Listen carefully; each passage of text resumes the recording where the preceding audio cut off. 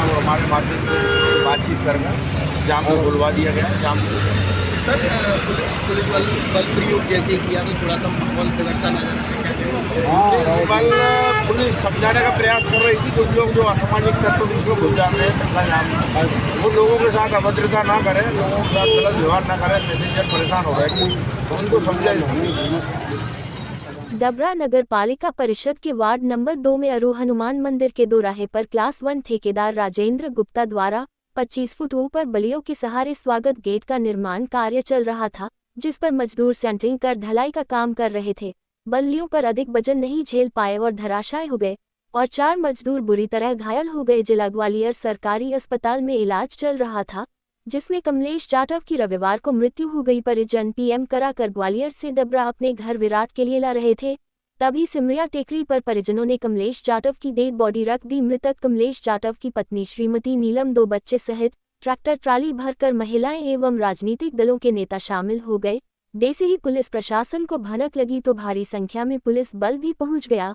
SDOP Jitendra Nagaich, Dabra city Yashwant Goyal, Pichhore TI Antri Biloa, Tekanpur चौकी प्रभारी दल बल के साथ पहुंचे। वहीं प्रशासन अधिकारी डबरा एसडीएम व तहसीलदार डीडी शर्मा पटवारी सहित अमला भी पहुंच गया। परिजनों से बात की तो उन्होंने मांग रखी कि नगर पालिका सीएमओ प्रदीप भदौरिया व ठेकेदार पर लापरवाही बरतने के खिलाफ एफआईआर दर्ज, लाइसेंस रद्द हो, स्वागत गेट का नाम कमलेश जाटव द्वार किया जाए और मृतक की पत्नी को नौकरी तथा भरण पोषण के 5 लाख आर्थिक मदद की जाए, जो शेष घायलों को 10-10 लाख मुआवजा दिया जाए, जिसका आवेदन एसडीएम दिव्यांशु चौधरी को सौंपा। एसडीएम दिव्यांशु चौधरी ने आश्वासन दिया कि हर संभव आपकी मांगों को प्रशासन तरीके से दिलाने की पूरी कोशिश की जाएगी।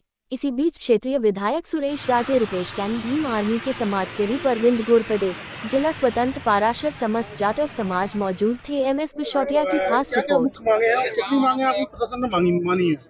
देखिए, जो 3 अप्रैल की घटना है, जो डबरा में प्रवेश द्वार बन रहा था, तो वहाँ ठेकेदार और इंजीनियर और संबंधित नगर पालिका के अधिकारी, सीएमओ वगैरह, इनकी लापरवाही से उसमें 4 मजदूर दब गए थे।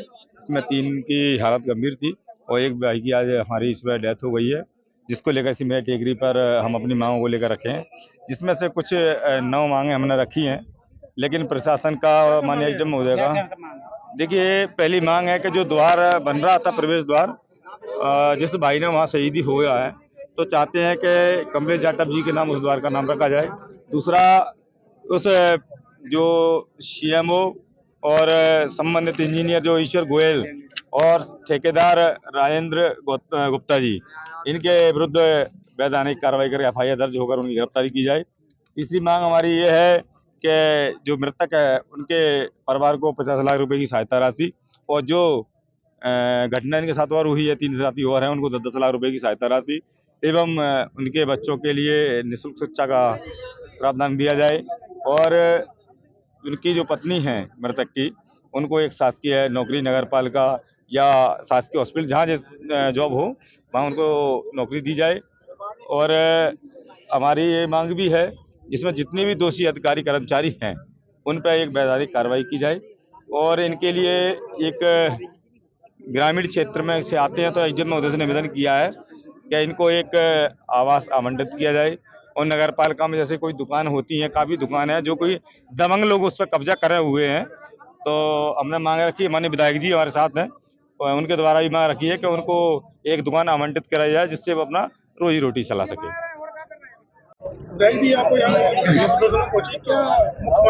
देखिए, ये बड़ी घटना है, आप सबके संज्ञान में है, मीडिया और प्रेस मीडिया के माध्यम से विषय सबके संज्ञान में है।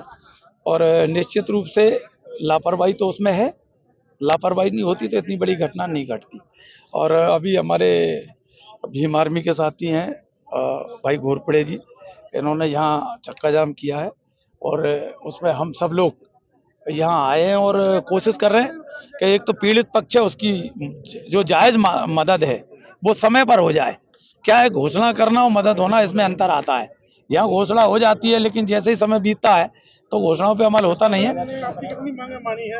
नहीं, लगभग सारे मांगे जितनी हैं उसमें से उनने लगभग 75% मांगे मानी है। लेकिन जो मेन मुख्य मांग है वो है, मुख्य मांग ये है कि तात्कालिक रूप से उसे कुछ आर्थिक सहायता तो मिल जाए। उस गरीब के यहाँ तो कुछ है ही नहीं, तो ये एक मांग रह गई है।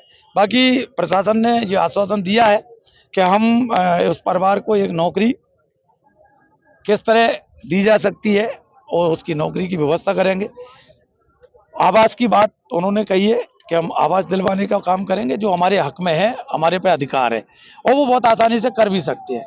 अभी जो प्रमुख मांग है, एक तो वो कि जो अधिकारियों की लापरवाही है उनके खिलाफ कार्रवाई की जाए, और दूसरा ये है कि तात्कालिक जो सहायता राशि मिलती है उसकी घोषणा हो जाए, तो कम से कम ये जो है ना, ये हमारे जो उसके परिवारजन है वो भी नहीं चाहते कि जनता को, या हमारे जो भाई खड़े हैं उनको अनायास कष्ट हो, लेकिन वो इतना ही है, एक उनकी जायज मांग है, नाजायज मांग है नहीं, तो उसकी घोषणा हो और कर दे प्रशासन, तो तत्काल जो है सभी तैयार है।